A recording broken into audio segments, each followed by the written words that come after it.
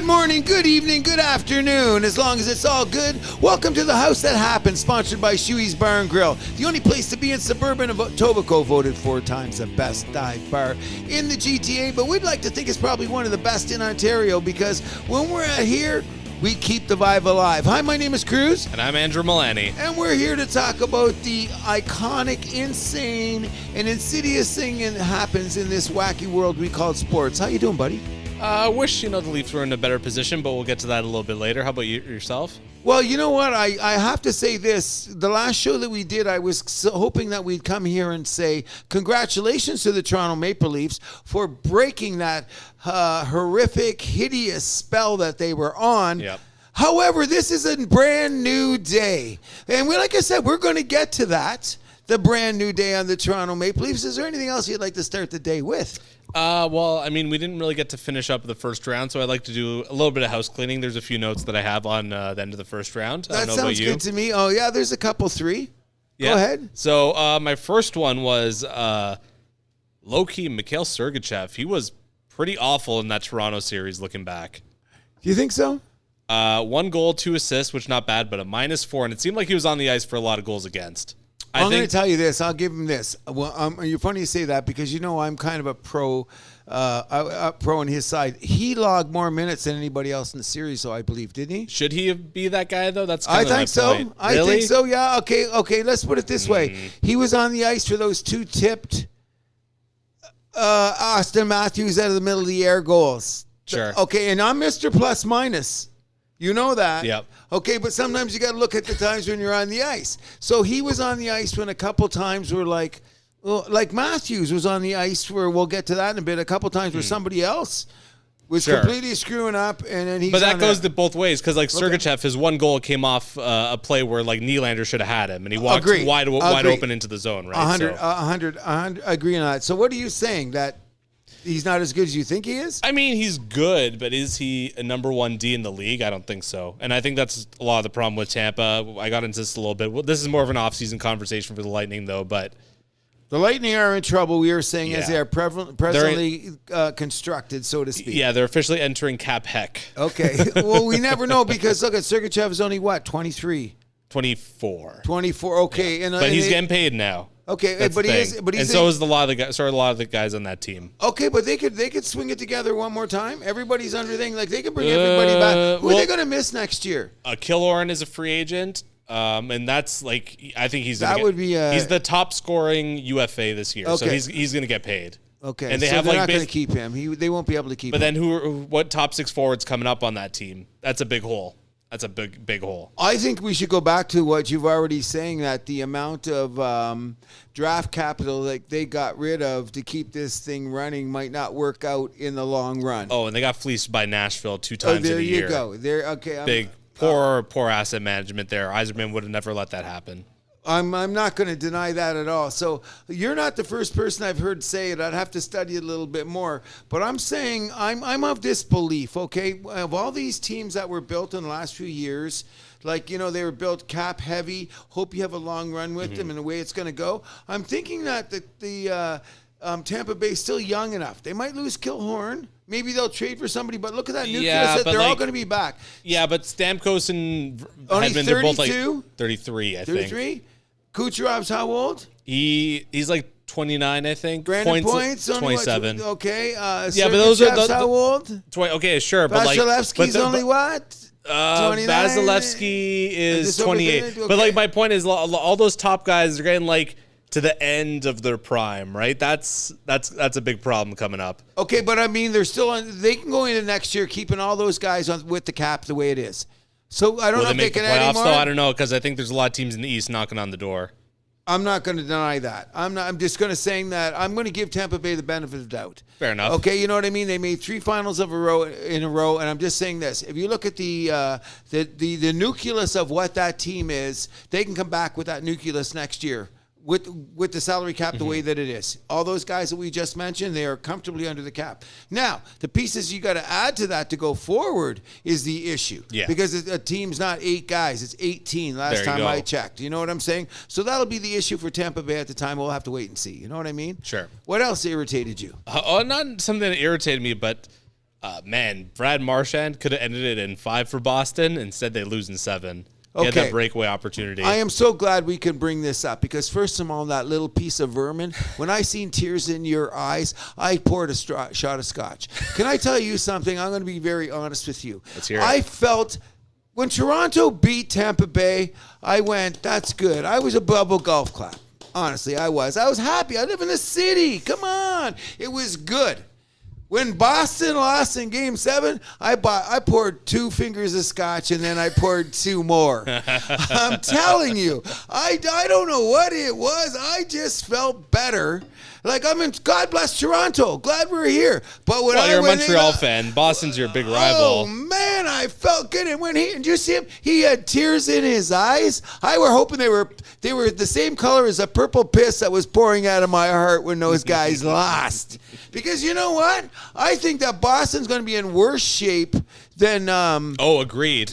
Tampa when it comes to... They're already going to be $5 million against the cap just because of their bonus overages. There you go. And then all those guys, remember this was like the last dance. They were remember when they were on this historic streak? They started comparing it to like the Chicago Bulls, you dumbass. Yep. But here's what I really want to say about those schmucks, okay? They tried to compare themselves to the 77 Montreal Canadiens.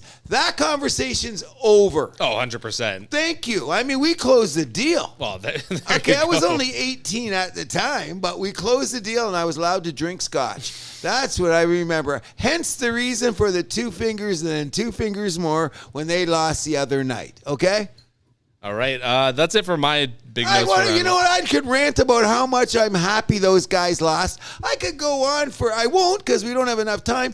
But remember them Krejci. Oh, Bergeron didn't play. Hey, guess what? Injuries happen in hockey, right? Well, I think him coming back playing hurt might have been more of a detriment to their team. I'm not going to deny that. You know what disappointing to me was? The mistakes made by that big 6 defense. Remember we were going in talking about the unit? Remember the puck giving up? You know what I mean? There was a couple of bad rebounds made by, what's his name? Mark. Which was another mistake they made. They should have taken him out sooner. Because they knew he was stressed, well, and they leaned on him a little too hard. So hey, did you see Jim Montgomery's press conference after the loss, where he put that on the goalie coach, which I thought was weird. It was very weird. Okay, one, and the Bob other guy, Essenza? but what did he ever win? No, but I'm just saying that's who the goaltending coach was. Okay, in any event, the bottom line is. Boston, they what did they say? You lie in the bed you make. They brought a back guy that was okay. I'm not saying that he wasn't 100%, but he wasn't 100%. Krejci and that, they were there. Bergeron couldn't play. He was banged up. The defense is the real thing that got me, in my opinion. Afterwards, that's the most shocking part. Exactly. Yeah, that's my point. That's the most shocking. You had 6 big guys back there who made some absolutely. I should have wrote down some incidences, but like late in games. And then in the one game, where Boston gave up the 2 goals late, and they went into overtime. Yeah, that series would have been over that game. And then when Florida won in overtime, I went, ooh, we got an interesting situation here. But the craziest one for me was Game 6. Yes, where you had that crazy third period.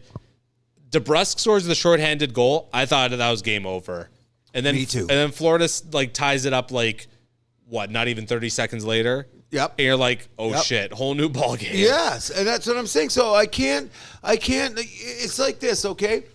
The 73 win Golden State Warriors will always be the 73 team Golden State Warriors, but we can't call them champions. You're not going to call them the greatest of all time. End of story. That's what I'm saying. Like all this talk about the Boston Bruins, and I have to be honest, because I have to clean up my stuff that I say too, because I did say that I believe that Boston was going to win the Stanley Cup, and I did believe they were going to, was it Colorado that did it last time? What, won the President's Trophy? And won Chicago during the lockout season. Yeah, okay, so, and because it happens so rarely, yep. And it wasn't those other teams that have done it. It was just the dominance that Boston showed for so long over a period of time. Yeah. And I thought going into the playoffs, even with those little nicks and bumps that they had, weren't they a good enough team to overcome that? Obviously not. You would have thought so going in. Just, I don't know what it is. The President's Trophy curse continues. Bye-bye. Bye-bye. Bye-bye. Bye-bye. At the house that happens, Hey, Marshawn, you still look like vermin, and the toughest guy you are when you swing your elbows and shit like that. I have no problem with men crying. It's when you cry, okay? It's when you cry. So cry like a little bitch, buddy, because my heart played purple piss for those Boston Bruins, and I hope we win a playoff series before they do, okay? Continue. That's it for my first. That's it. I'm so glad you brought up about the Boston Bruins because I am happy. In any event, we have to turn the page now because as we were saying last week, and I've taken a lot of flack for it, but it's really mellowed out from the Leaf fans because, bro, tell me what happened to the 2 nights at the Scotia Bank this week with your Toronto Maple Leafs. Help me out. Help. Oh, man. I like you want to revert to they got goalied, but honestly, I think, because here's the thing about Bobrovsky. He gave up 8 goals blocker side in that Bruins series, right? 100%. I think the Leafs are trying a little bit too hard to go blocker side. Interesting. Because a lot of those shots are going blocker side. And he's got his shoulder in, too. His shoulder's got in the way. So, obviously, everyone's reading reports. Yeah. Okay. But from I wish I would have taken the name, but on Jeff Merrick's show today on the radio, they had a goaltending expert there, and he was saying, like, statistically, you look at Bobrovsky's career, it's actually like the other side. Its glove hand is statistically weaker, which is odd. Back in the day. Okay, but I'll take it one step further. I don't think you can win a Stanley Cup with Samsonov goaltending either. Now, has he had a couple good games in Tampa Bay? Yes, he has. Now, what is this supposed to be? I'm not saying Toronto's losing because of Samsonov. I'm not saying, but they're not winning because of him. Okay, but he's giving them saves when they need. It's the guys aren't scoring. He's giving up the goals at the wrong time. The Barkov goal was brutal. Okay. If you haven't, hold on. If you haven't seen the Barkov goal, I have. I rewinded and I went, how did that happen? Yeah, look at it. It was the goal that tied up the game at 2-2. Yes, just a softy is like feels. It was like, bouncing on the way in. You pick it up at short, throw it over to first base, and tell the guy to go to the dugout. Isn't that how that puck's supposed to work? When they went in, I was shocked. Yeah. I mean, can we discuss that? Well, I was at an event last night where the game was playing, and there was an audible groan, just like when that went in. And that's what I'm saying, though, okay? Samsonov doesn't know how to recover from that, or is it the team? Let's go back. I want to point something out. I was talking to somebody else about this. It's goal in, the first, 30 seconds of the period. At least. That's just deflating for the whole team. Exactly. Okay, so let's go back to I was talking to some guys in my age and my ilk, no disrespect. We were talking about it as some of the great goalies how do you come back from that, or does the team come back from it?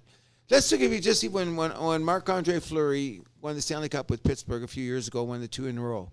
If you go back to those playoff series, sometimes that guy let in some beach balls. He let in some horrific goals. However, tie the skates a little tighter, and let's get on to next. Grant Fuhr was the master. I mean, you're way too young to know that. Yeah. He was the master of just going, oh, my God, and then you wouldn't get another goal out of the guy. Here's the thing is, and I could be contradicting myself, after Samsonov did that, he didn't really let anything in for the rest of the game. He let in one more. That wasn't his. That was a good goal. Oh, that's what I'm saying. That was a good goal. But I think it's a little bit of a ludicrous statement to say that the Leafs won't win because of Samsonov. Because I don't think he's good enough. Yeah, but we've seen Chicago win 3 Stanley Cups with goaltending. Oh, right? No, that was solid though. They weren't on their knees all the time. How many times did you see Samsonov on his knees again last night? I mean, the puck hit him, but then you know what I get here? Oh, the puck hit him. Then he knew how to play position. That's why the puck hit him. No, man, your goalie's on his knees too much. Pucks that go in, go over his shoulder. He's got to stand up. He's not a butterfly goalie. Wow. He's not a butterfly goalie. So once you go down, get back up. He slides around the crease. He's not good laterally. You know those guys that dig in like the Gary that's his biggest problem. And he can't go side to side. Exactly. But he's on his knees. He's got to stand up. That's what I'm saying, in my opinion. But then again, to your point, what goalie is good enough that we're going to say is automatically going to take a team to the Stanley Cup that's left right now? Well, the only guy that I think is an elite goalie that's left is Jake Ottinger on Dallas. Okay, he's the only guy. And we're going to get to Dallas. We will. Okay, but what I'm saying, so anyways, We just had a discussion about this to the John Q public, and we discussed this, and I'm going to say it one more time, and don't give me like, oh, this happens here, and it gets tied after 2 games, blah, blah, blah. We didn't find the number yet. We'll bring it up the next show, but I'm saying, what is the percentage of a team winning a championship after losing 2? Now, everyone says hockey's different from other sports. I say no. Losing the first 2 games at home, be it baseball, be it basketball, who wins? What's the percentage? I know, but we've seen it happen once already, these playoffs. There's the anomaly right now. And I brought this up so I could play with that. Thank God you New Jersey Devils show that it can happen. But realistic, what do you think the percentage is? We didn't look it up. It's under 10%. It has to be. Has to be. That's what I'm saying. It has to be under 10%. But again, the Leafs just defy all statistics. Is that what you're hoping for? No, that's what I've seen. The 30 years I've been watching hockey. His name is Milani, so we know what his lineage is. We know what happens with them the minute their DNA is established. It will have Maple Leafs in it. I'm glad that you are really sticking up for your team, man. I'm digging it. You know That's what? a passion that you got to go there. I'd be crazier if I was you. If she was on the other foot, and we may get there someday. But you guys are in trouble, man. Oh, for sure. And like the bottom line is, like, the Leafs just had no finish these first 2 games. You're blaming Samsonov, but I mean, like, there's that one sticker. He's made a lot of big saves. Okay, I will agree, but I'm just saying, for the rest of the series to get you there, he's going to have to suddenly become Ken Dryden, Carey Price, and Patrick Roy wrapped into one. I don't think that's true. Really? I think the team just needs to finish. Well, then we need to score. Okay, so where's your next gear? Are we going to be back to it? Okay, I'm going to say something that might be preposterous, but I'm not. Wouldn't be the first time. Thank you. Okay, so I'm going to put it this way. Sometimes I think it would have been better to lose in Game 7 to go down weak as you're doing against Florida. Because let's cut to the chase, bro. This is the most wide open year in a long time.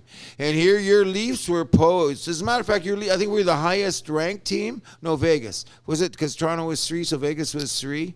Like you're talking about in the standings? In the standings. Well, Carolina was the number 2 team. Okay, number 2. Oh, yeah, okay. So it's Carolina, New Jersey, Vegas, Toronto, I think? No. Toronto finished ahead of Jersey.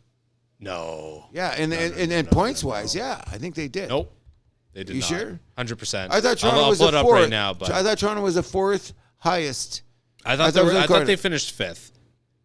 I could have sworn New Jersey finished 3rd in the standings. I'm going to pull it up right now. But that's interesting. Yeah. In any event, when we I'll pull it up, I'm just saying that if I was a part of the Leaf Nation right now, I would be really, really going, I don't think so. And here's what even makes it worse. I thought if Toronto had won the first round of the playoffs, they would have gone to the conference finals. Because you win that first one, yeah, and there's no pressure on you. And if you looked at the first few minutes of the first game against Florida, they looked like they were playing that way. Yeah. Until Florida got that goal, and then everything went. So we're both kind of right. Toronto did finish 4th, but they were a point behind New Jersey. Oh, okay. They were tied with Vegas, but I guess they had the tiebreaker. Oh, okay. Yeah. Okay, so Jersey did end up a point ahead. Yeah, I thought that they. In any event, both teams are in trouble. And what's the score right now as we're talking? Oh, 4-0 for the Hurricanes. For the Hurricanes. Yeah. So but you know what? That's a different animal here because that's Carolina winning 2 games at home. So if we're playing tennis, all you have to do is go home and hockey's not tennis though. Hold serve. You're down 2-0 in a series. That's still bad news Bears. Oh no, I'm not saying it's not, but I mean you can go home and win too. We've had recently in Leafs have been better on the road though these playoffs. You better hope that they're playing way better. But let's before we go away from the Toronto Maple Leafs. Well, I got a lot more to say about the Leafs. Okay, number one is I want to say this. Okay, go ahead. Well what's you? Because I'm going to try to throw in a little thing that we're going to defend the Leafs, which is rare for me. But what is it about the Leafs that drive me crazy? There's a few things about Game 1 I want to say. So first of all, of course, Verhaeghe, the Leafs draft pick, it's the winner in Game 1. That's just typical fashion. What about Paul Maurice giving the gangster sign, the 5-1 on his chest? Isn't that one of the most bizarre things you've ever seen in a hockey game? No, you know why? Because that's saying F you to the Toronto media. Because I think that he was a good coach, and he's proven it now, and he was your coach. I remember. And the media chased him out of town. I'm going, okay, the teams are up and down. Well, he could have done some stuff because he was pre-Marner, right? Way before. Okay, He was 2006 to 2008. That was his tenure. And who was his players then? That was after all the glory. He was there. He was there like Sundin's last 2 years. Which so was like, that means the Wellwood. Horror Master was playing like nothing. Raycroft and Toskala were his goalies. Oh, okay, Paul Maurice, I'm glad. He also had one of the most notorious quotes ever for that 08, where he said that was the most talented group of players that he's ever coached. It's like, buddy, you missed the playoffs by like 10 points. Okay, put his foot in his mouth. But he was playing with the Toronto media too. And I'm saying this much, the battle, the same with Ron Wilson. Okay? Ron Wilson sucks. Okay, but anyways, when you get in a battle with the Toronto media, you're best gonna lose to every say time. you're best to say nothing, or you're going to get run out of town. That's why I like Sheldon Keefe. It doesn't matter what happens. I don't know about Maurice being like run out of town by the media though. I don't know if part of it I was there, and part of it was his record. But then again, look at his roster. Like he shouldn't. But then he was pointed up. We're gonna. It was just. Well, also like Leafs management. Like that was when Richard Petty was president. Just a dark time in history. Just a dark time. Before we go, Paul Maurice, but that 5-1, that was all to the refs. I don't think that was to the Toronto media. Oh, I think it was more. Yeah. Oh, I think it was more refs. referring too. I agree. Only because like the balance of penalties at the time got weird. But that's the way Florida's been all year, though. So I don't know. It was just a weird thing. I thought it was crazy. I'm not complaining. I mean, I thought it was funny. I'm like, I'm surprised it wasn't played up more in the media. Yeah, it was more played up in social media than it was in the traditional media. Traditional media, you know what I mean? Why, I don't know. But I just think it was the FU that Paul Maurice was playing. You know, there's an interesting stat about Paul Maurice that going into Game 7 that I did not know. Did you know he's never lost a Game 7 playoff game as a coach? Get out of town. You got it. Never lost. There's only been 4. That was his 4th one with the Bruins, but he's never lost a Game 7 in the playoffs. Wow. I'd have to. I forget what was up there. I meant to hold the pause on it. I mean, that's not too surprising because he's had some decent success in the playoffs, right? Exactly. But it was still. I think this is now 4-0 in Game 7s. As a head coach. Now, please, you know what? I'm going to go research it. Couldn't go back and come and listen and say, Cruz, you were wrong. But I'm pretty sure I seen before the Boston game that I said, oh, this record might get broken now. And he ended up winning. And I'm going like every time, like the world is all gambling. I hate to say it, but sometimes some of those little nuanced bets. Like if you had known that, there's some sucker out. No, not some sucker. Some guy that the professional gambler. Oh, cleaned up. That probably looked at that and said, you know what, I'm going to bet just because of that.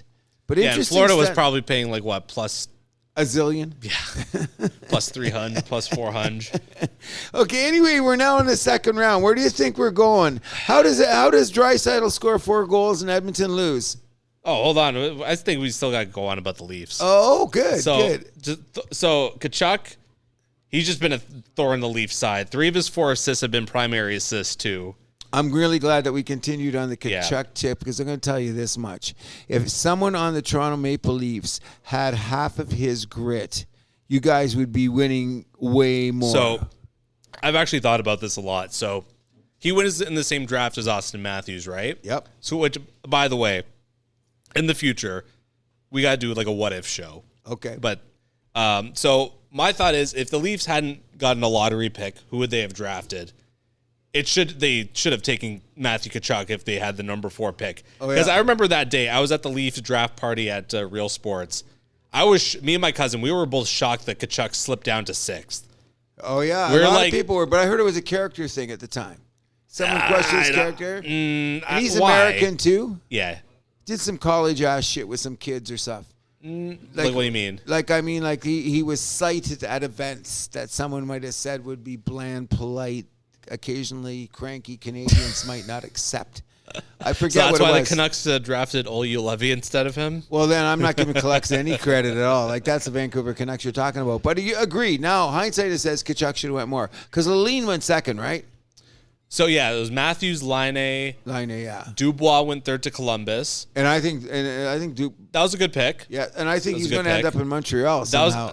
Maybe. That was a pick that people were questioning because everyone thought Puljujarvi was going to go number 3. Exactly. But he ended up slipping to number 5. I remember, oh my God, he was GM of the Oilers at the time. I'm blanking. He was GM of the Bruins before that too.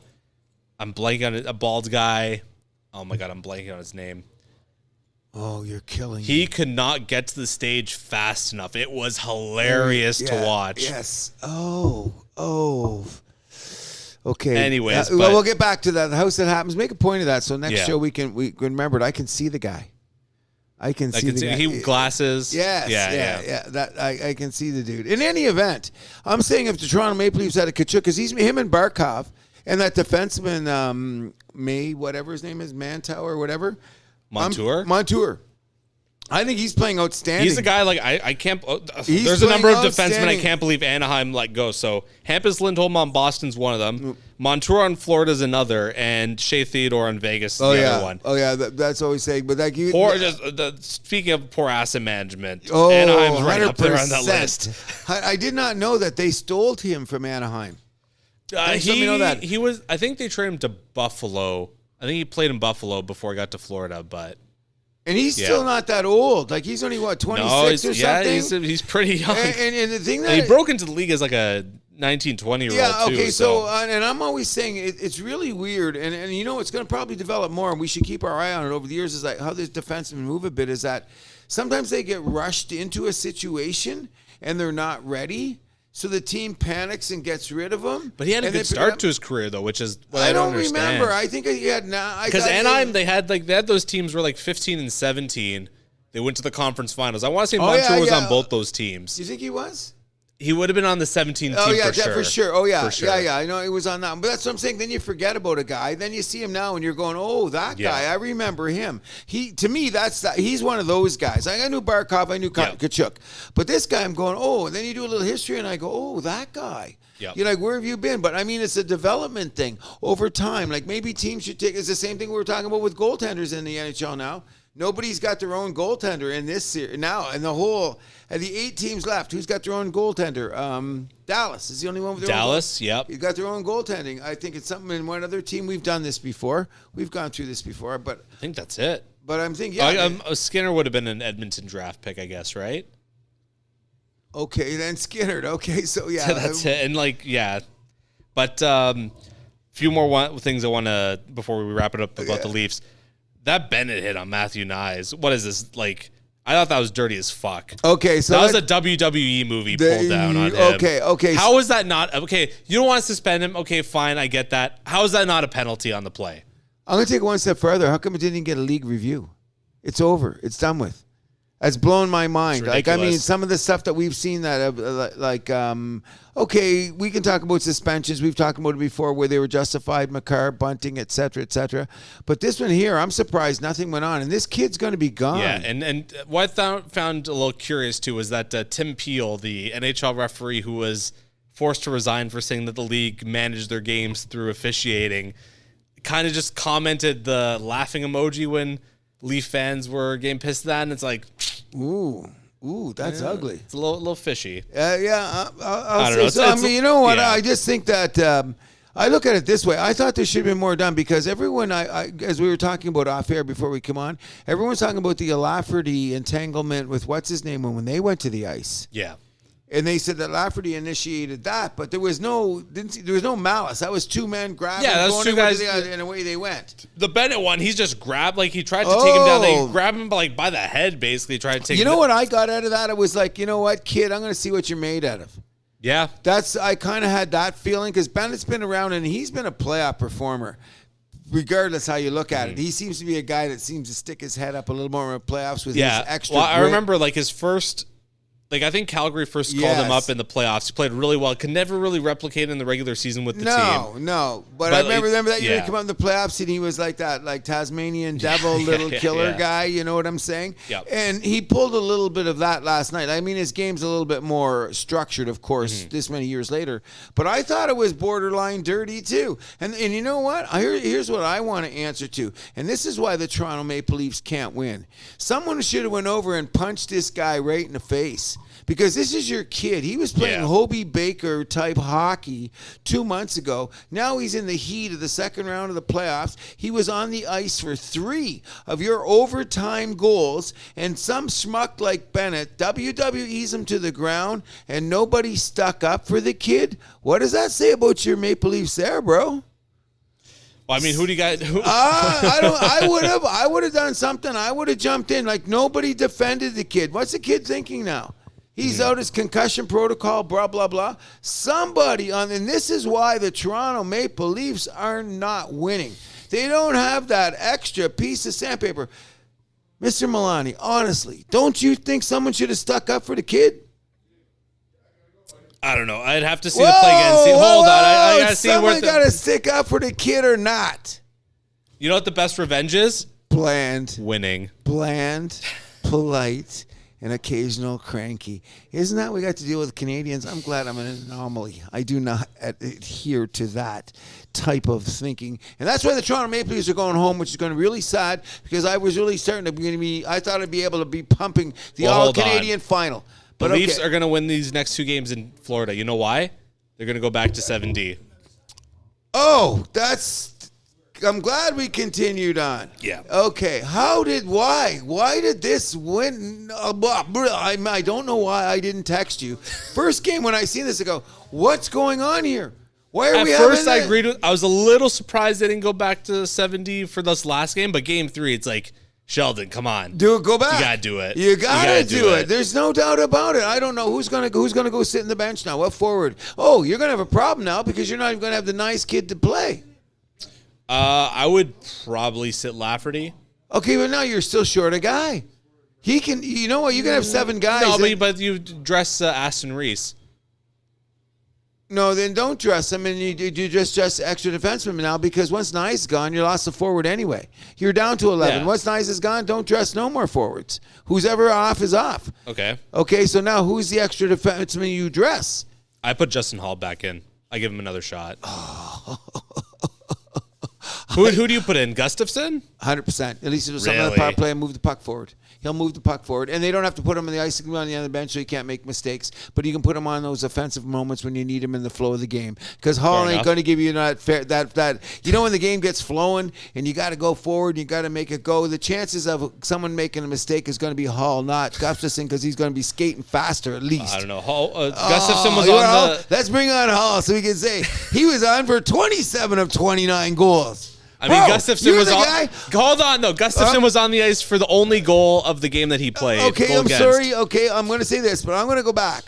I wish we had a producer that could pull up tapes right now where once upon a time you said if I could bench any defenseman in the league would be Hall. I understand that. Okay, so you want to bring him back down as to the nothing 7th going D, on as the road? the 7th D. No, I you think bring that's back fair. Rasmussen. Really? Yes. 7th D. Okay, we're gonna. He's playing under 10 minutes a night. I'm comfortable with that. Oh, blood. I wouldn't let the guy sharpen the skates. That's how I look at it. I'd bring on Rasmussen only because I'm moving the puck forward. Gustafson, whenever. I bring because the way he carries the puck, he could be on the second unit of the power play. I mean, for what you need that way offensively. Because one of the big failures with the Toronto Maple Leafs now is they're not scoring. Yeah. You know, they're not scoring, and you think... Well, they also had, how many posts this last game, though? I don't care. That post is the goalie's best friend. No excuses here, bro. I like goal posts, too, especially if I'm playing goal. I don't know. I think, they're close. They're right on the doorstep. Oh, bloody.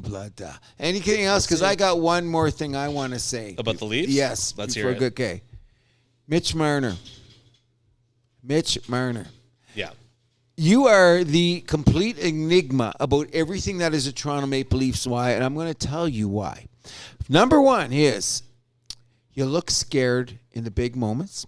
I don't care what anyone says. I don't care about all your points. Because now we're going to look back at those points. We peel back the onion. There's some empty points that he has scored. He's still top 5 in the playoff scoring. Yes. We got it. Okay? We got that. What about the dump up? You can't look. When you look out in trouble, he looks for Matthews, so he's making Matthews look bad.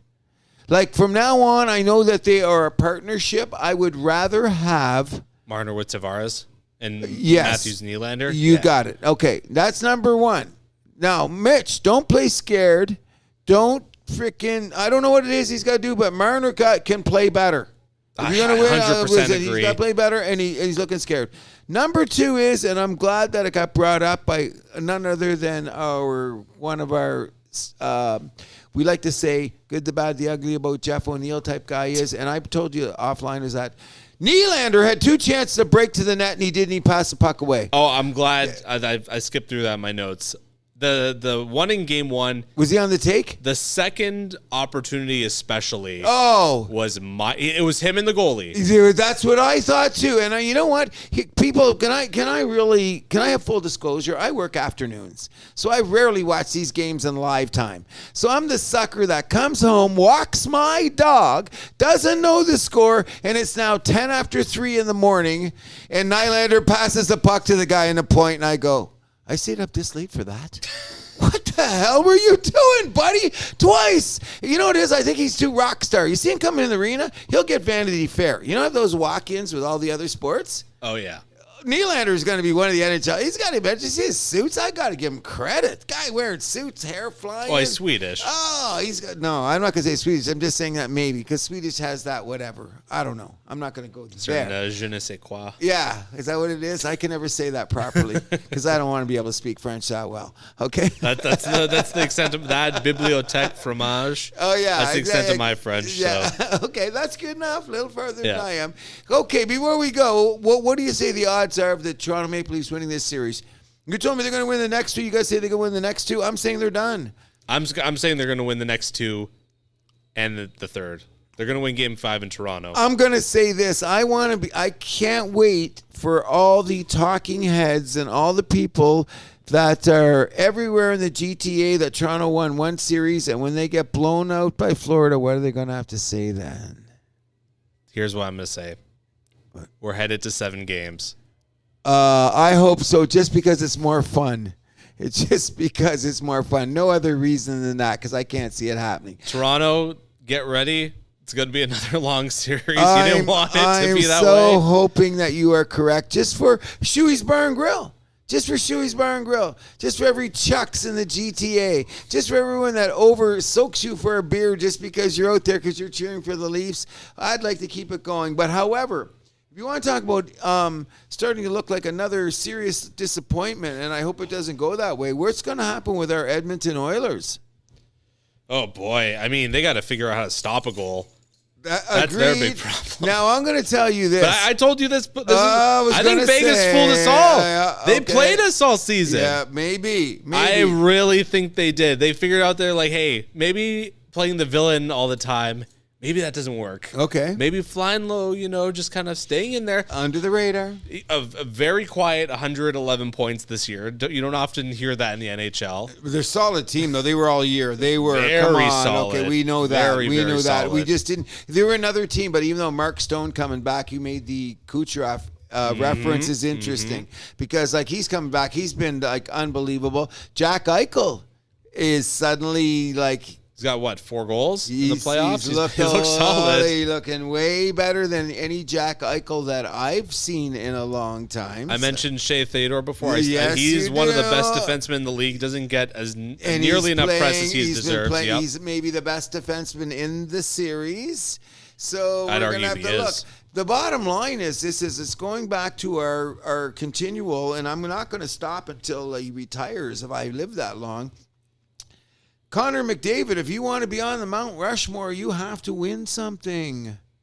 You know what I mean? Here's the good thing for Edmonton, though. They're down just 1 game. They can still get the away split. I'm still saying, right? yeah, and that's tonight, isn't it, or tomorrow night? Tomorrow night. It's a Saturday game. I'm thinking they're going to get the split, and I still think they're going to win the series, and I'm going to still, my long shot still, I'm going to keep in my back pocket only because of Connor McDavid and Drysdale and Ryan Hobson Nugent, not because of Nurse or Skinner. No. Okay, can we get to the chase on that?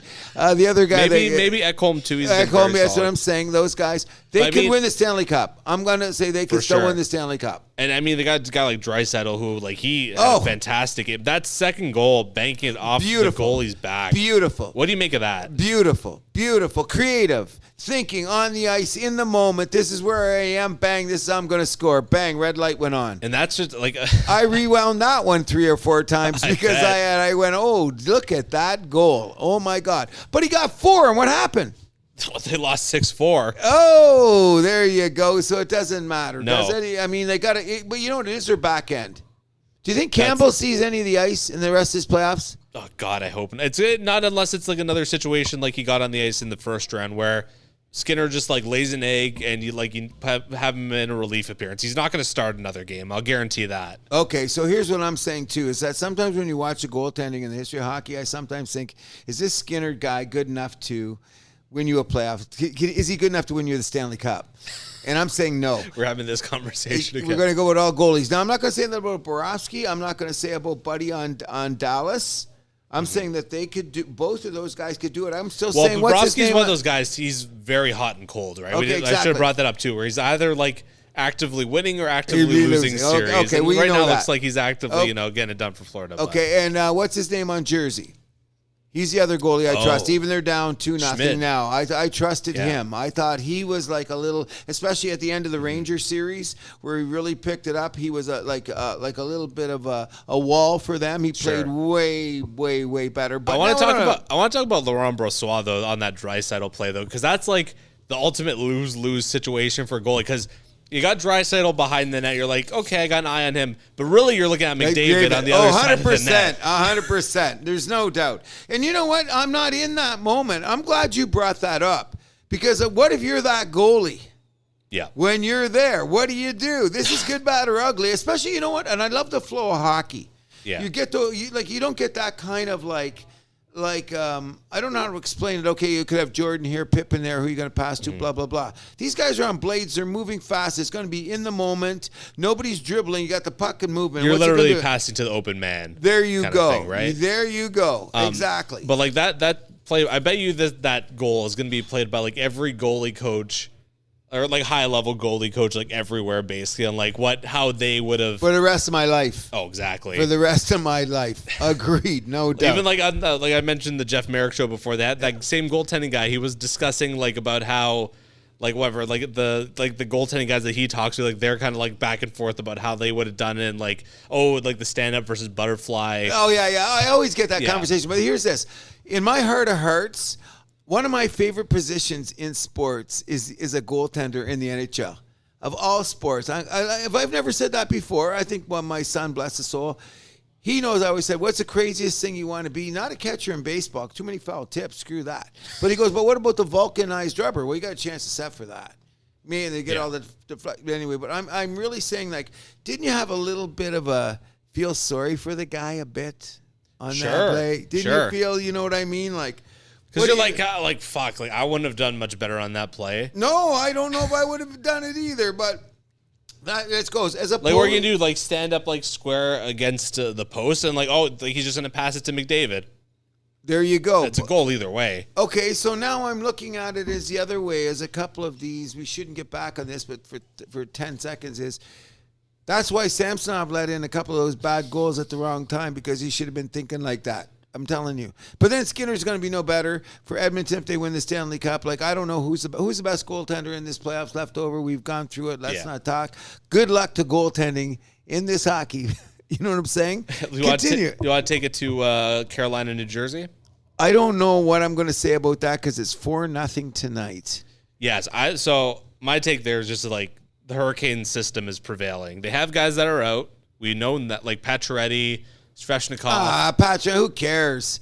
Still, he was one of their big offseason acquisitions, right? Yeah, so was Robbie Ray for Seattle. How's that working out?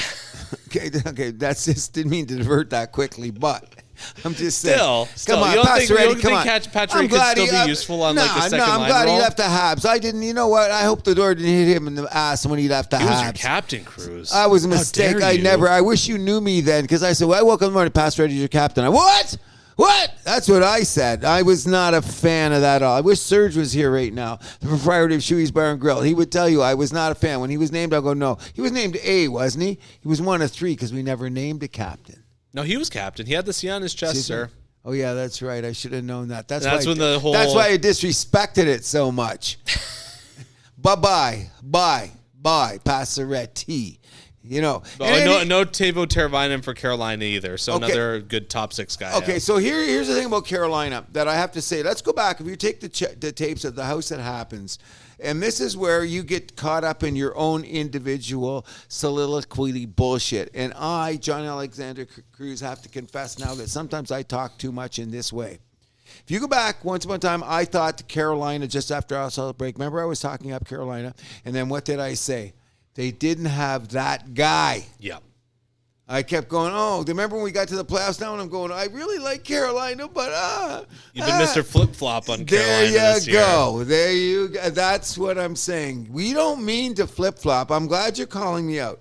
I don't mean to flip-flop. It happens to the best of us. But I don't want to come out because now I wish I was going to keep my original statement when I was calling them at the All-Star break. Look at Carolina. They could do it, but who's their guy? Then all of a sudden I looked in the mirror and I said, I remember saying Jersey's going to catch him and they'll be the first place team. And I said all this stuff. So I didn't give Carolina the respect they did.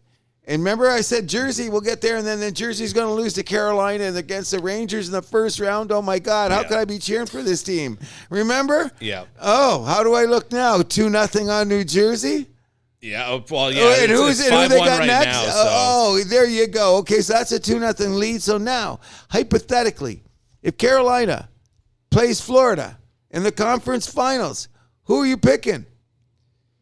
I'm going Carolina all day. I might pick Florida. Why? Because of the toughness? Because Well, they're also, gelling as a team? how many times have we seen it where a team wins the President's Trophy, they choke that playoffs, but then they rebound and have a real strong playoff the next year? I would say a half a dozen times in the last freaking 10 years. There you go. Colorado, Washington. Yeah. Go down Pittsburgh the 1 year. Pittsburgh never won the President's Trophy with Crosby. Oh, that's right. They didn't. Yeah. But I'm saying, It happens a lot, though. Yeah, more. Yeah, if you were to check the numbers, that would be the way. So anyway, no disrespect to the Carolina Hurricanes. Okay, I didn't mean to. My word with Carolina They got is that two like stalls, one more. don't they? Two? No, that's Florida. Oh yeah, Florida's got two stalls. I wanted to make a joke My with word that. about Carolina though is that they already have some pretty big injuries. Is that like when's the straw that's going to break the camel's back? Especially like if they lose a D-man. I don't know if that team's going to be able to handle it. Dougie Hamilton's back though, right? He plays for New Jersey, sir. Who's the big guy on? Brent Burns. Oh, Brett Burns. Yeah. Okay. Slavin, Brent Burns, Pesci. No. Shea. Who did I Shea, just say? Dougie Hamilton plays for? Yeah. New Jersey. I thought that he was. I got him mixed up, and it's Brett Burns that plays for. They're both the same age now, right? They both caliber, couple years difference. Well, no. Burns is much older. Burns was drafted like 03. Hamilton was drafted like 2011. Yeah. In any event, for that screw up, because I don't look at numbers enough, and I got to look at faces and names or whatever the case may be. Dougie Hamilton's on. Yeah, it's Brett Burns. In any event, what I'm saying is that the Carolina defense has got the look of the Boston defense, and that all those guys are like the 6-footers that go up and down their lanes. Yep. You know what I mean? Like, I can't name you the other 4 guys on the Carolina defense. I couldn't even do it if my life depended on it. I do know this when I watch the games. They hit people, pick up the puck, and they headman it. Every guy, they look the same. They look cookie cutter. I'm saying this about the theory of hockey. The teams that have won in the last few years, what have they had? Cookie cutter defensemen. St. Louis, when they won. Yeah. To Tampa, the 2 years. You have those cookie cutter guys. You stay in your lane. You hit everything you see. You headman the puck. You clear in front of the goalie. Let him take the shot. If you can block it, great. Otherwise, not. Led by Brett Burns, who I was going to say Dougie Hamilton. Whatever. They were there. The thing about it is that Carolina is, when they put their power play out there, I was like, who's going to play the point? Mm-hmm. Brent Burns. Okay, but I'm still saying, like, I thought it was Dougie Hamilton still.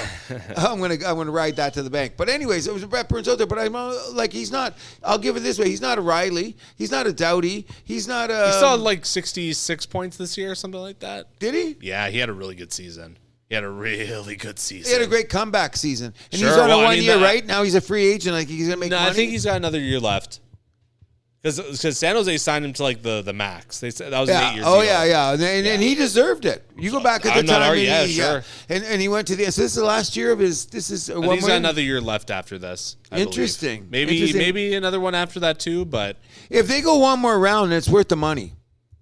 Oh, for sure. You know what I mean? Well, even the way he played in the regular season, I mean, you can't argue with that. I'm going to look that up for the next show because I'm going to line them up. They're still going to be playing, but there's another guy playing on the Carolina defense I like a lot. I think he's Finnish, or there's Brady Shea. There's Pesci, Slavin. Is he one of them over there? One of them's from Europe. Pesci and Slavin, I'm pretty sure, are both North American. Shea's like Czech, I believe. Well, one of them, maybe that's the guy I like. Yeah. But he's a he used to play European. for the Rangers. Yeah, that's a the European-looking guy. I Yeah. love the way he skates. I love the way he breaks it out. I like the way, like, you know what? He's been on the ice at the end of the game a couple times where, like, they had to, like they weren't killing a penalty, but they needed to end the game. Well, he's one of those guys I was really surprised when the Rangers moved on from him, especially considering that their left side, D isn't that strong. Like, Fox and Trouba, they're guys there. They're both the right sides. He was one of those guys I'm like, like, you sure that's the guy you want to trade, especially to a division rival of all teams, right? Point well taken. That never made sense to me. But, I mean, good on Carolina, right? Okay, so now... And also holding New Jersey to one shot in the first period of the that series. was crazy. And Burns has 2 years left after this year.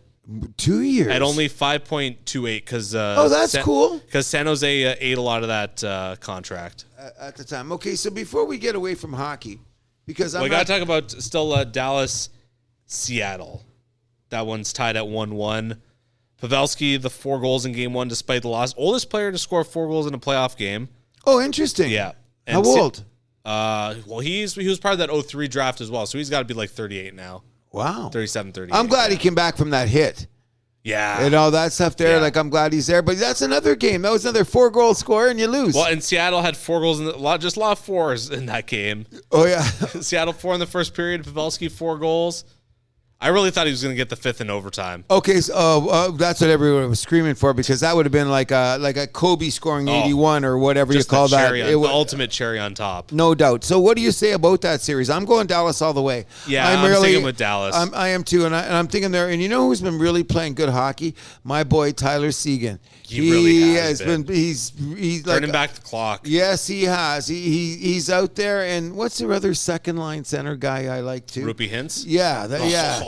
I'm loving those two guys. I think he's the first line center. He's incredible. I think he probably is. But he's I mean, third in playoff scoring right now. Yeah, but I mean, they're having those 1-2. They're on the ice a lot. Oh yeah, wouldn't you have them? No, on the ice a lot? but you know what I like is that the other night in the Seattle game, when it was tight at the end, did you notice that they were out there? It seemed like they were juggling the lines. Yeah. So both of them seemed to be coming on the ice like one after another, like with the different forwards, their own line, and I like that. I think that's how Toronto should do it more. Mm-hmm. In the end, we're going to go, but we'll see if they have the 11-7.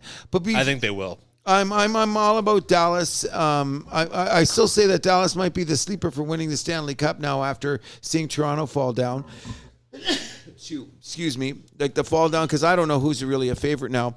But just to get off a little bit before we're done with this hockey thing, the interesting that's happened about this playoffs is some of the hits and some of the suspensions. Yes. Before we go, I'd just like to bring up something about how serious is the NHL about taking this out of the game, or is it part of the game? Okay, so I'm gonna give you 3 incidences, and then we'll get off the subject really quick, and we're gonna say how does this work. The first incident is we're going to talk about is the combined Makar-Bunting hits. We have agreed that both of those deserved suspension. Yes. Okay, so we're here. So the New York Rangers are no longer playing, and we are still talking about the Trouba hit on what's his name and dropping him to the ice. Yes. So they're never going to come up again because the New York Rangers are no longer playing. So now we have a new series where somebody WWE's a rookie coming in for the Toronto Maple Leafs, and he's probably not going to play a game, and there is no league review or nothing's going to be said about it anymore. Doesn't that make you start to think is who is serious about what? Player side, owner side, officiating side.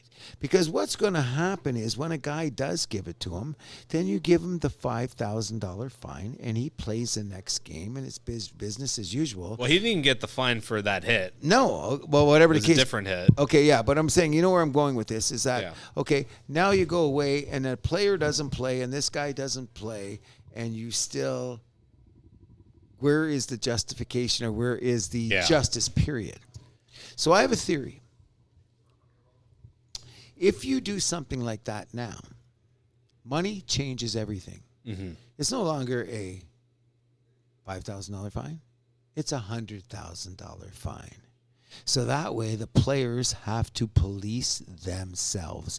So if they all say that they're about safety and they're all about concern and we all care, let's hit them in the pocketbook. I love it. Wouldn't that be an interesting way? You know what I'm saying? So now when you think about taking that guy's head off, you better be cleanest hit you've ever seen, because if they review it and you throwing an elbow to a guy's throat, that's $100,000. Yeah. That's $50,000. That's $75,000. What's $5,000 to a guy making $6 million a year when he can dummy a guy on the ice when he gets the opportunity? It's nothing. Don't even think about it. Thank you very much. So, as we talk about the end of this hockey thing, which will segue us into the basketball thing, is the fact that I hear on the House That Happens said if I ever got into a room to talk with the NHL officials about how they're going to straighten up how we define what's a big hit, bad hit, penalized hit, or whose career we are threatening, let the players decide. And how do you make the players decide? Hit them in the pocketbook. That's not Gary Bettman. That's not, what's his name, Peros, or whoever it is that runs George Peros. that runs that discipline thing. It'll end up being the players, because you're going to think about it. Now, I'd like to take it one step further. In the heat of a game, and it's 2-2, and it's the 7th game of the Stanley Cup Finals, and a guy's coming across the middle with his head down, and I can hit him to the next area code, and the puck goes loose, and Mike goes down and scores the game. I'm not thinking about $100,000 No, of then. course not. You know what I mean? Yeah. So it'll work its way out itself. You know what I'm saying? Yeah. But I mean, and like you say, like it's the players policing themselves, but I just argue that's the league, doing what they should be doing. They're not, though. I know they're not. I have a That's lot of what problem with player with like the Department of Player Safety and the officiating. It's so much inconsistency. There's so much nonsense. We've gotten into it before. Kangaroo court. The guy running your player safety is a former goon who runs a company called Violent Gentlemen. Come on. Okay. Come on. It sounds like a joke. Sounds like a joke. Anyways, at the House That Happened, I think it's important that we bring this up because the playoffs are far from over, and we're going to see a whole bunch more crazy hits. Oh, yeah. You know what I'm saying? As the deeper into playoffs, the more intense it's going to get hit. And I'm just saying, if anybody really values player safety concerning what's a hit, dirty hit, or not a hit, and we have to go to the review, and we're looking at the video, my theory is this. The fine is no longer $5,000. It is $50,000.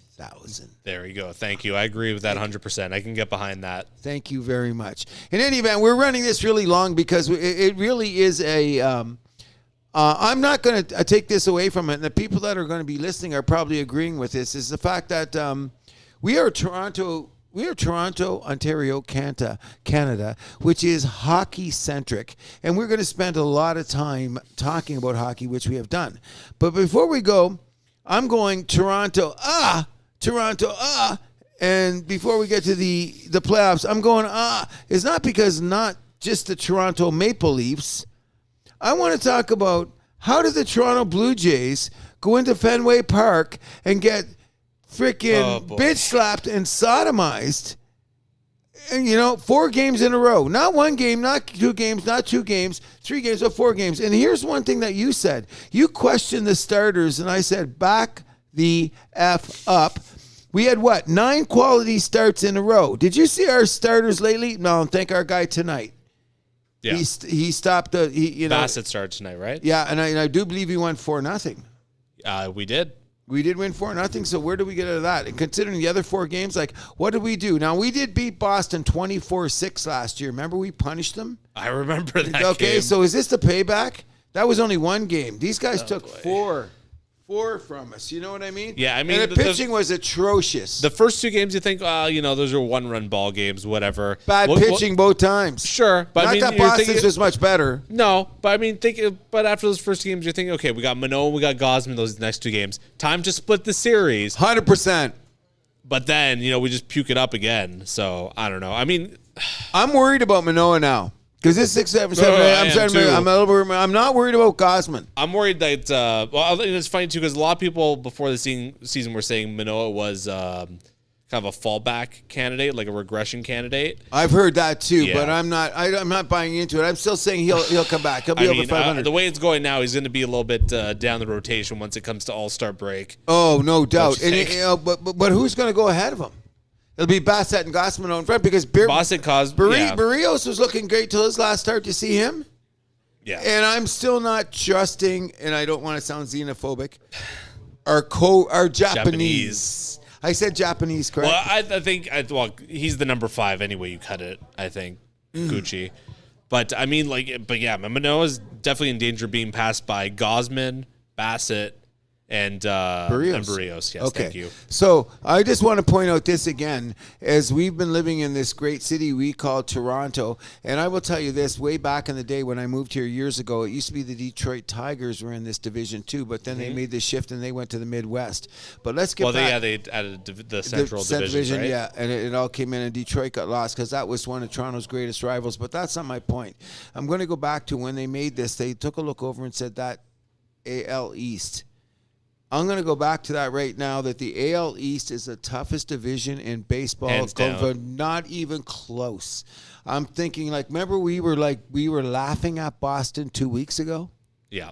Both of us. We both were, yeah. We were laughing at Boston. And I still think Boston is going to be there because I think their pitching's all over the board. But they're third in the league in hitting. Third in the majors in hitting, you know what I mean? Now their defense is you know what Boston's doing right now, which it won't. I never say plays out over a whole season. Yeah. They're hitting their way through bad pitching, bad defense. Against Toronto, they've played a very home heavy schedule though so far. Agreed. Right, and they've been worse than mediocre on the road. Let's just say. Okay, so I'm not expecting them. I'm more worried about Baltimore. Oh, 100%.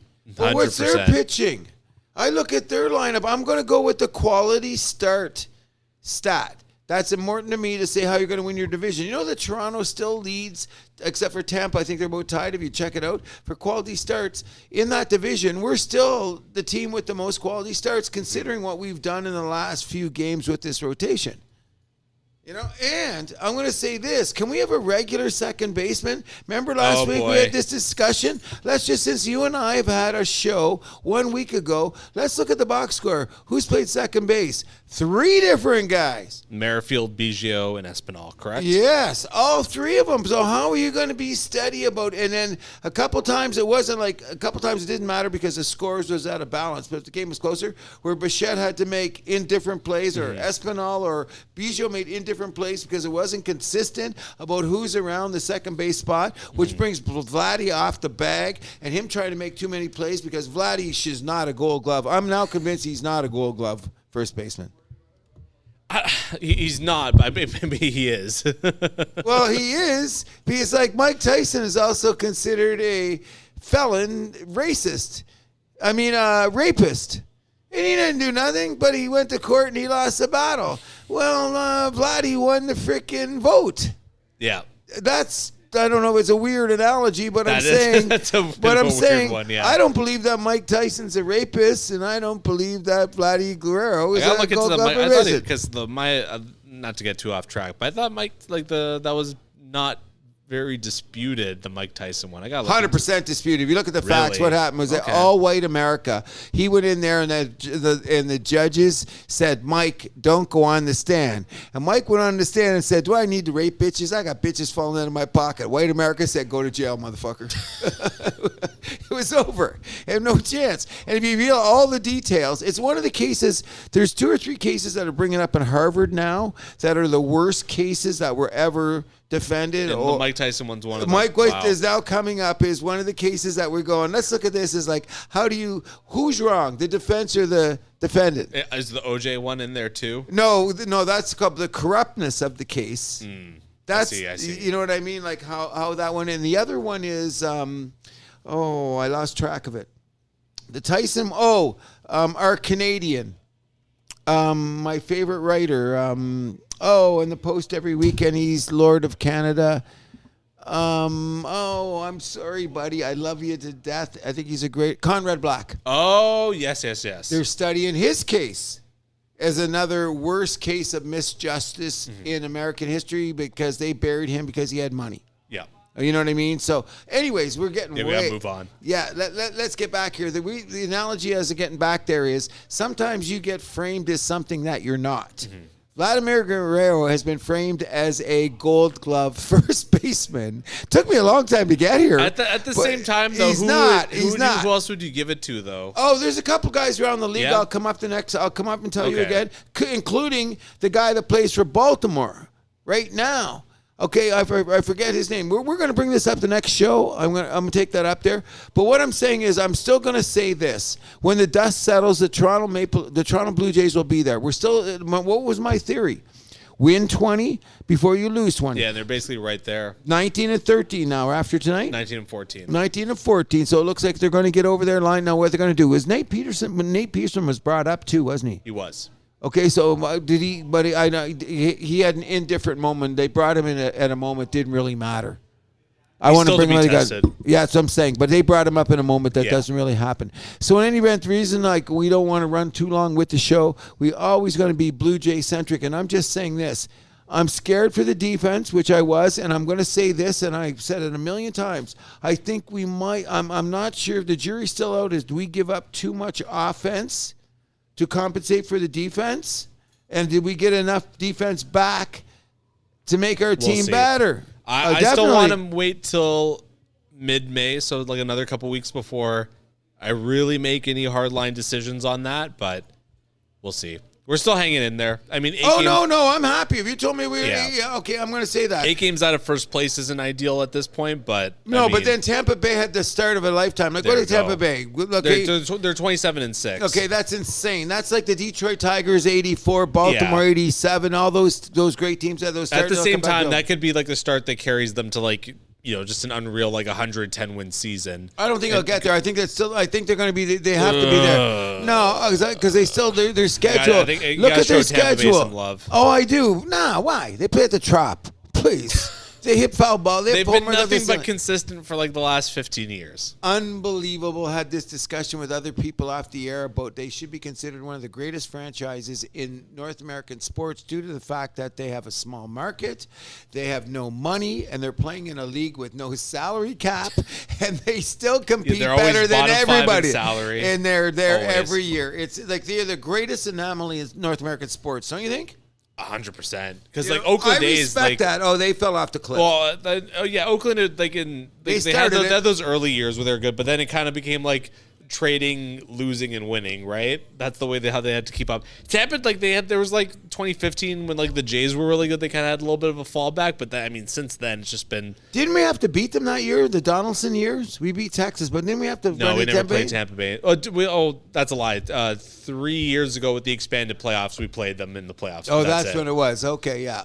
I hope we get to play them again because you say give Tampa Bay some love. I don't give nobody in the American League East any love except for the Toronto maybe not love, but give some respect. I give them respect. How about that? I will give them respect, and I don't even know who their starters are.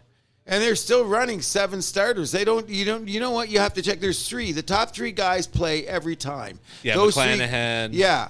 They are in regular rotation. When they get to the 4th and 5th starter, I wonder what do? They look at analytics and decide, okay, he's going to start. How many righties are in the lineup? How many lefties? Because when you get because have you read Extra 2% at all? No. So I gotta let you borrow that book. It's basically how the owners of that team turn them around.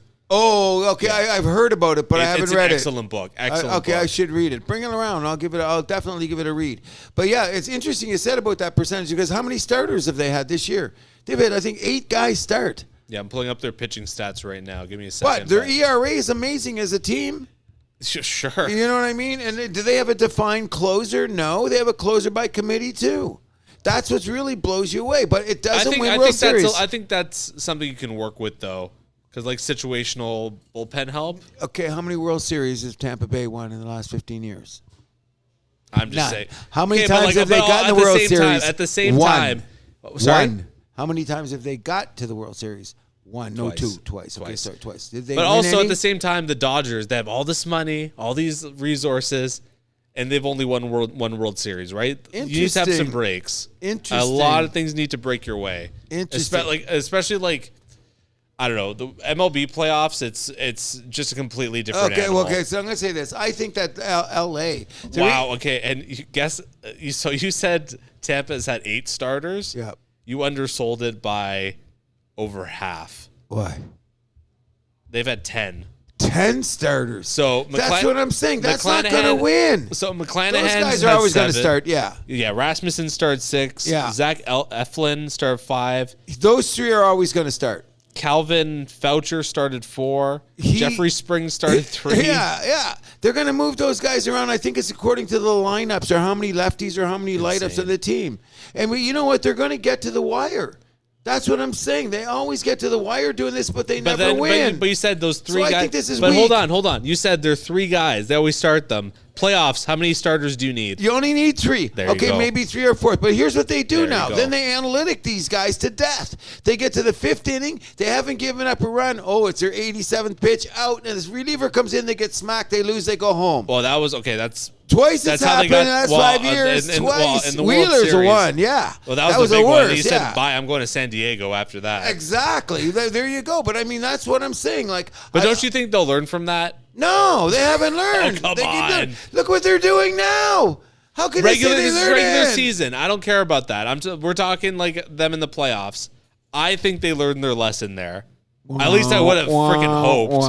I'm just saying, don't be surprised if Tampa wins a World Series in the next 5 years. And the check is in the mail, and I can't say that on the air. Anyways, the bottom line is that's old because we don't even use the mail anymore. Bottom line is I'm showing Tampa Bay respect. I'm saying the thing is I'm going to Baltimore, and in the next show we're going to do a little bit more extensive on baseball. We'll even do something on this side in the American League East. I'm going to bring some numbers, situations, and talk about the last 5 years. Sure. Okay, and when we get to the end, we're going to say Tampa Bay is not going to win a World Series.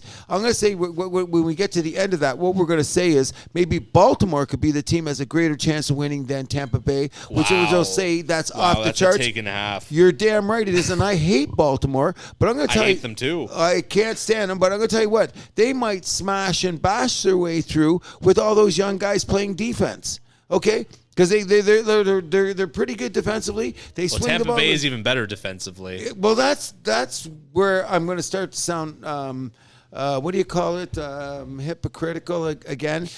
What wins baseball? Pitching and defense. Yeah. Okay, and Tampa Bay seems that because I look their fielding percentage, they're top 5 again. They're always top 5. They're always pitching and defense is their forte. They're always top 8. But I say analytics kills them. We'll see. That's all we're going to do with baseball. Except we want a big shout out to Pittsburgh, who our Blue Jays are playing right now, because I can't believe that they're in first place in their division.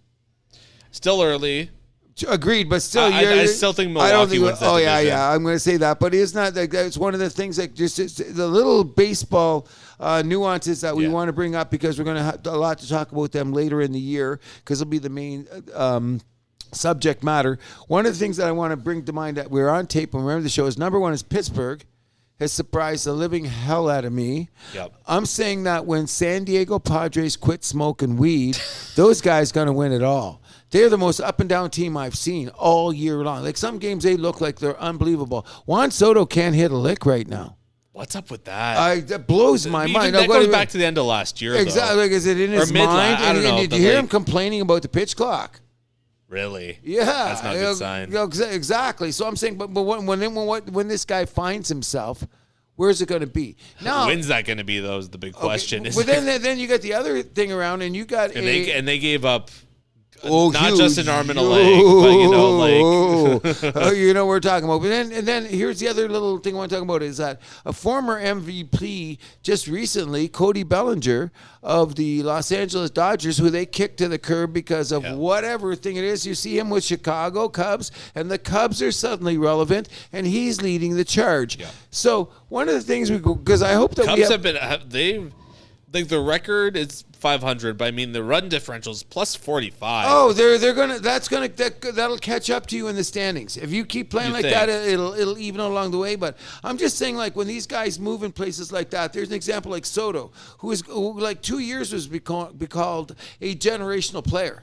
I heard people calling him like the best hitter of all time. Okay, I've heard that thrown around with him. Okay, so that's insane. Then you had Cody Bellinger who said he's a mama's boy. Let's get him out of L.A. now, and look at him in Chicago. Wasn't there I heard the weed. Was, okay, yeah. Okay, I heard. Okay, nothing wrong with that. Okay, but you know what I mean? No, I'm just saying those little stories that you heard about a guy like Bellinger, and they raced him out of town. He got his ring with L.A. Yep. But by that time, he was down on the lineup because he had already won his MVP by then. And they were always saying that, oh, he's this, he's that, the other thing. Do you see him at frickin' Wrigley Field this year?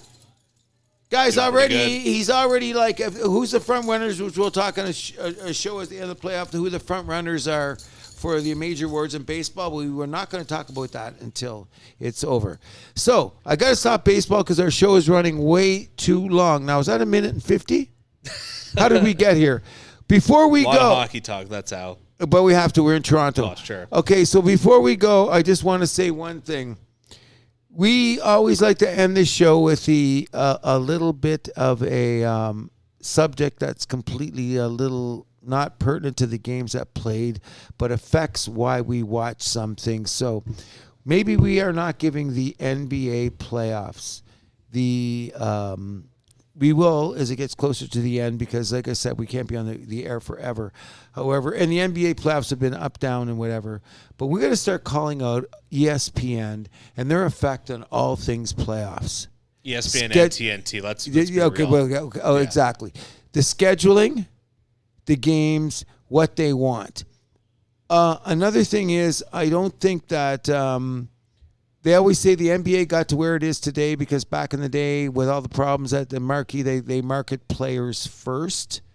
That makes them the stage of what they're doing, makes them so great. So now what do we got to listen to? The Curry-LeBron show? I'm going to say that's going to go 7 games just because they wanted to, and there'll be ratings. And then if you anyone talk about the referees doing this and that, watch that series go 7 games.